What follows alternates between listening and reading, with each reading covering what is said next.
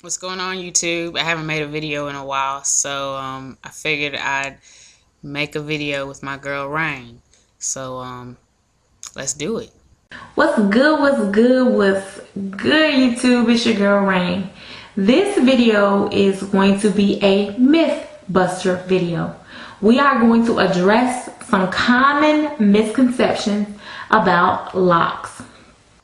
First myth is One of the common misconceptions, I think one of the biggest misconceptions, is that you can't wash your hair, or we don't wash our hair, which is so far from the truth. I know that there are some people who don't wash their hair, and that's whether it's relaxed or natural, braided, locked, or gel curl, afro. It won't matter. I know there are some that don't wash their hair, and maybe that's where that comes from. But you can't group or put a whole group of people into a category just because of one or two people who do that. If you have good hygiene, then you have good hygiene. You're gonna wash your hair because it's still hair. Just because it's locked does not mean anything is still hair. I just want to say most dreadlocks are not high maintenance. If someone says that they are, then it's probably because that person is high maintenance. I don't think having to do your hair more than once or twice a month is high maintenance. You may have to do it it may take you 2 hours to do it, but you're only doing it once or twice a month. I think that's a pretty good trade-off versus relaxers and some other hairstyles. But I mean, it really just comes down to that person and whether dreadlocks can fit into their lifestyle and their professional environment, or whatever may be a reason why someone may or may not choose to have locks. They're not for everybody, and like I said, it's just different. And your ultimate goal is to have healthy hair, whether you have locks or relaxers or just natural. You want your hair to be clean and shiny, and just you want it to grow. So I don't see how it's any different from any other hair. But they're not any more higher maintenance than anything else. I think it's less, personally, in my opinion. Some people feel like you have to have nappy hair for your hair to lock. My hair is a finer grade. It's not really coarse. So it did take longer than someone who has a coarser texture hair. It did take longer for my hair to lock. It actually probably took maybe 8 months, 8 to 9 months. I have a homegirl, I think she had parts of her hair that she had been locking for maybe a year, and her hair was not fully locked. But just because you don't have that really coarse hair does not mean you cannot lock your hair, and it does not mean that your locks won't look good. Cause honey, I feel like, my locks I think my locks are the bomb.com. Okay, so my next myth I want to talk about is the myth that only Rastafarians should have dreadlocks. Dreadlocks are like any other hairstyle. Anybody can have them, whether you have them for religious reasons or because you have them just because you think they look good. That doesn't mean you are one denomination or another, or a different religious background. For example, I'm Baptist and I have dreadlocks. So yeah, it's just like any other hairstyle. You can be who you want to be, believe what you want to believe.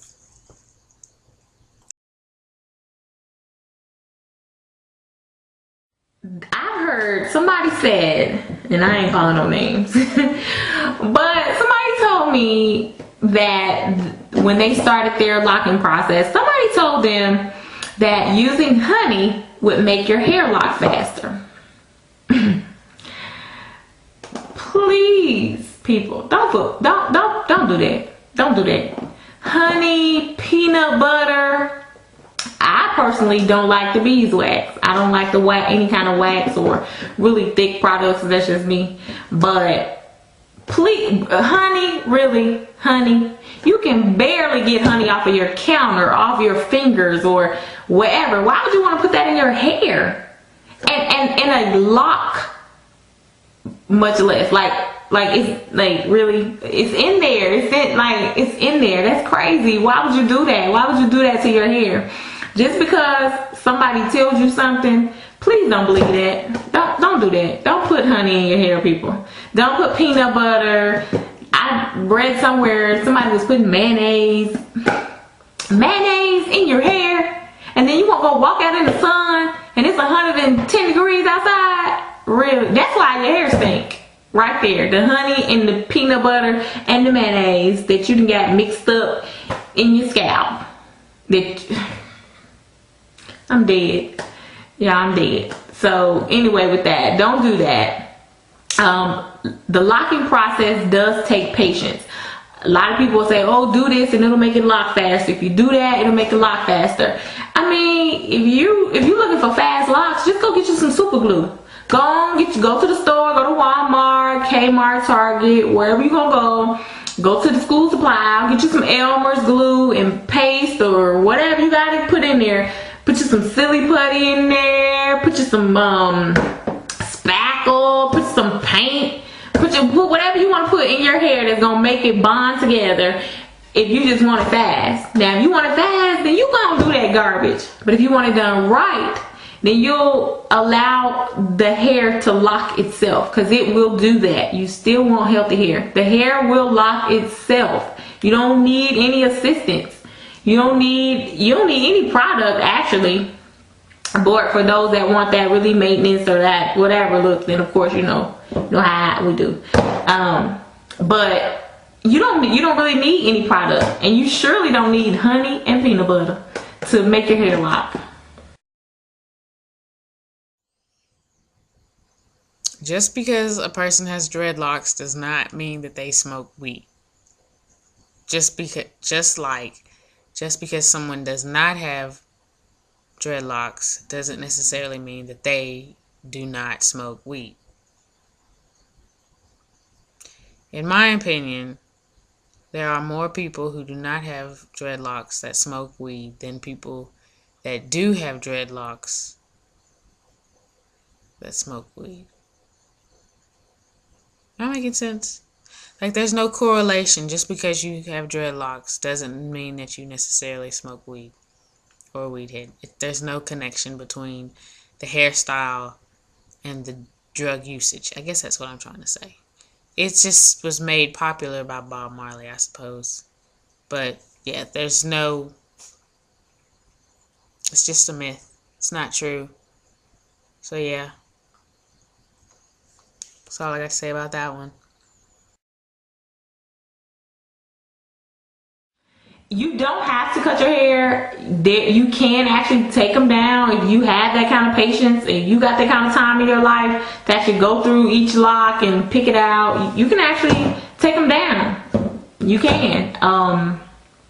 Now personally, I would not do that. If I didn't want my locks anymore, I won't shave I don't have to shave my hairball. You can just cut it at the new growth or whatever, and I'll still have maybe like 2 or 3 inches of hair. So I rock a fro or whatever I chose to do with it. But you don't actually have to cut your hair off for if you don't want the locks anymore. It takes a lot of time and patience for you to get them down if you chose to actually take your hair down, take your lock down, but you can do it. There are actually plenty of videos on YouTube of people doing it. So some people say that dreadlocks damage your scalp. Now, I have no idea where this myth comes from or why anyone would ever say that, purely because dreadlocks typically start about an inch away from your scalp, meaning your hair is not locked. at the scalp. It doesn't start locking till an inch away. So how does your scalp even know that you have dreadlocks? It's not even that close to your scalp.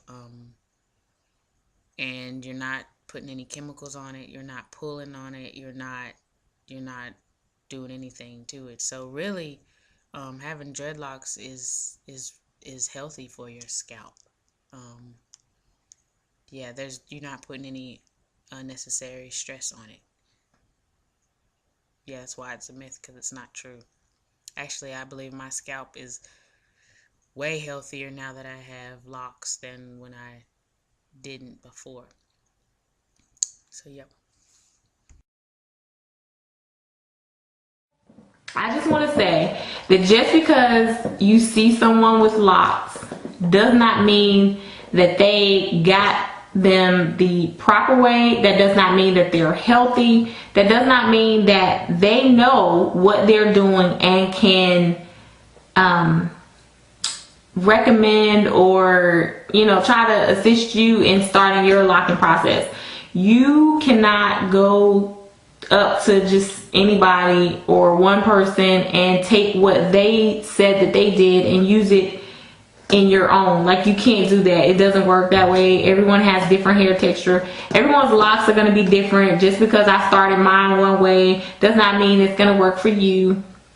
Just because how you started yours is not going to work for me. So you have to really, really take the time out and research and talk to more than one person, more than two people. Talk to 10, 20 different people and ask them different questions and compare and find what works for you.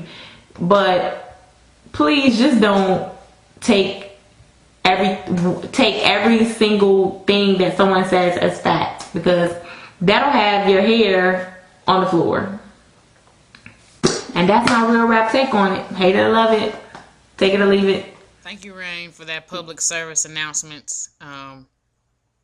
Yeah, I think that's very beneficial to a lot of future dreadhead wannabes.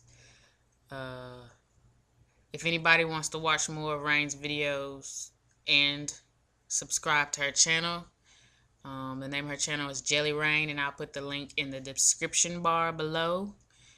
And I hope this video was beneficial. And if you have any other questions, you can feel free to hit me or Rayn up. But until the next time, thank you for watching. All right.